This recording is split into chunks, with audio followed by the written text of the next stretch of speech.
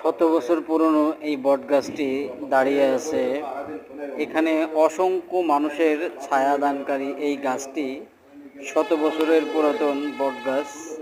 দেখুন চারপাশে মেলে আছে গাছের শিকড় এবং গাছের অন্যান্য যে শিকড়গুলা। আসলে এই খালের চারপাশ দিয়ে ছড়িয়ে আছে এই গাছের অংশগুলো এবং এক এক দিক দিয়ে এর অংশগুলো বহির্বিস্তার হয়েছে।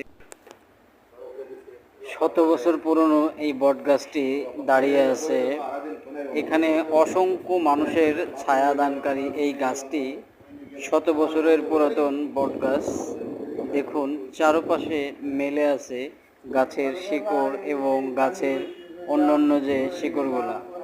আসলে এই খালের চারপাশ দিয়ে ছড়িয়ে আছে এই গাছের অংশগুলো এবং এক এক দিক দিয়ে এর অংশগুলো বহির্বিস্তার হয়েছে। শত বছর পুরনো এই বটগাছটি দাঁড়িয়ে আছে।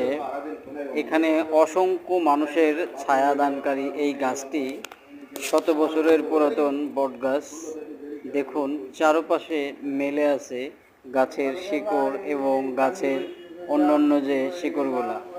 আসলে এই খালের চারপাশ দিয়ে ছড়িয়ে আছে এই গাছের অংশগুলো এবং এক এক দিক দিয়ে এর অংশগুলো বহির্বিস্তার হয়েছে।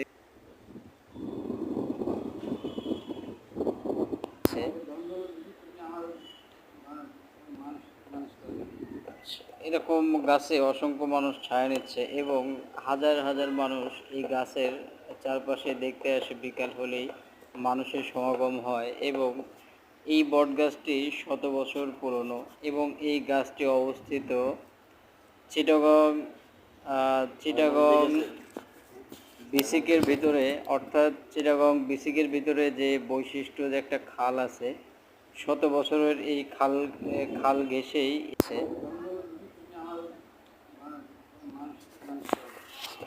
এরকম গাছে অসংখ্য মানুষ ছায়া নিচ্ছে এবং হাজার হাজার মানুষ এই গাছের চারপাশে দেখতে আসে। বিকাল হলেই